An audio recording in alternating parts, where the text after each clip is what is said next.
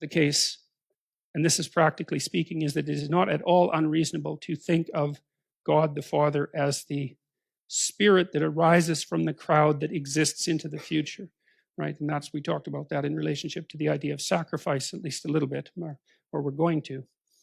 You make sacrifices in the present so that the future is happy with you. And the question is, what is that future that would be happy with you?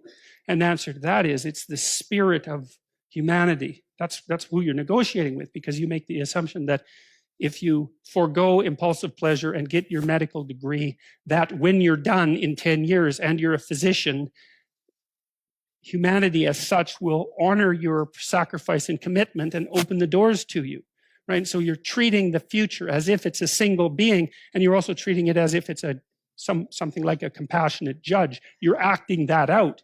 And maybe we had to imagine God in that form before we could understand.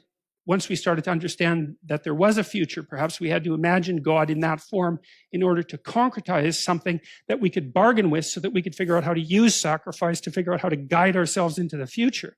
Because a sacrifice is a contract with the future, but it's not a contract with any particular person. It's a contract with the spirit of humanity as such. It's something like that. And so when you think about it that way, that should make you faint with amazement, because that is such a bloody amazing idea. To come up with that idea that you can bargain with the future, that is some idea, man. That's like the major idea of humankind. We suffer. What do we do about it? We figure out how to bargain with the future, and we minimize suffering in that manner. It's like no other animal does that either. You know, like lions, they just eat everything. I think a wolf can eat 40 pounds of meat in a single sitting. Right? It's like there's some meat, eat it. It's like not like save some mammoth for tomorrow.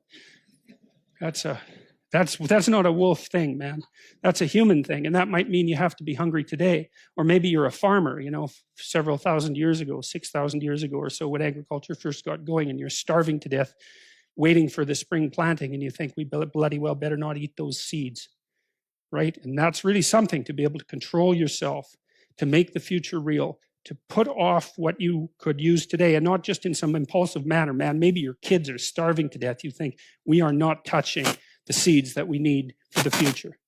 And for human beings to have discovered that, and then to also have figured out that we could bargain with the future, it's like, man, that's something. And I think that the stories that are laid out in this book actually describe, at least in part, the process by which that occurred.